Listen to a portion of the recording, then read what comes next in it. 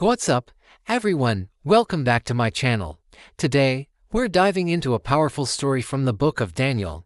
It's a story about pride, judgment, and a mysterious message from God.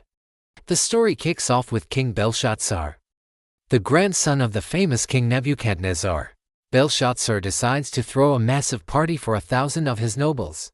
And what's a party without some fancy cups, right? But he makes a huge mistake. He orders the sacred gold and silver vessels that his grandfather had taken from the temple in Jerusalem to be brought out. He, his nobles, his wives, and his concubines start drinking wine from them, all while praising their gods of gold, silver, bronze, iron, wood, and stone.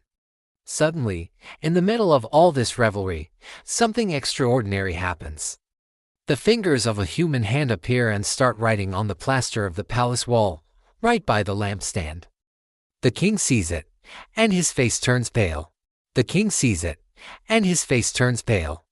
He's so terrified that his knees start knocking together. He screams for his enchanters, astrologers, and diviners to be brought in.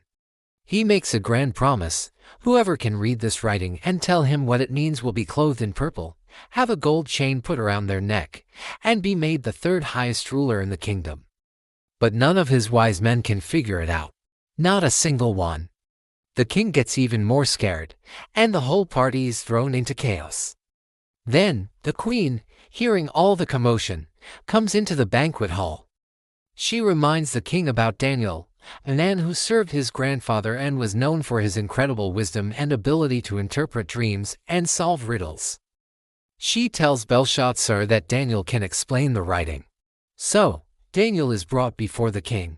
Belshazzar repeats his offer of riches and power, but Daniel politely declines. He says, "You can keep your gifts for yourself and give your rewards to someone else. Nevertheless, I will read the writing for you and tell you what it means," before he deciphers the message. Daniel gives the king a much-needed history lesson.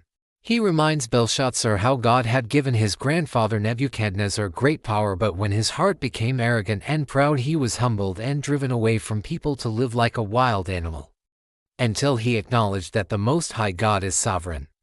Then Daniel looks straight at Belshazzar and says, "But you, his successor, have not humbled your heart, though you knew all this.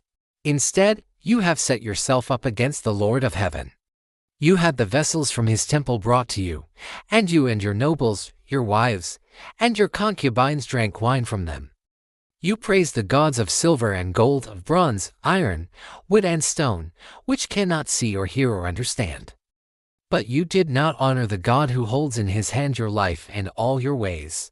Then Daniel reads the writing on the wall: mean, tekel, a parson. He explains the meaning. Mean means God has numbered the days of your reign and brought it to an end. Tekel means you have been weighed on the scales and found wanting. A parson means your kingdom is divided and given to the Medes and Persians. That very night, Belshazzar, the king of the Babylonians, was slain, and Darius the Mede took over the kingdom.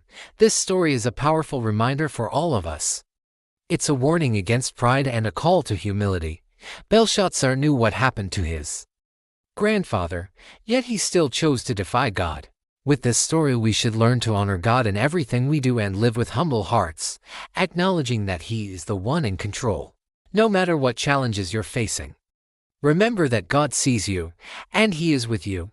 Stay strong in your faith, keep your heart humble, and trust in His plan for your life. Thank you so much for watching. If this story touched you, make sure to hit that like button and subscribe to my channel for more content like this. See you in the next video.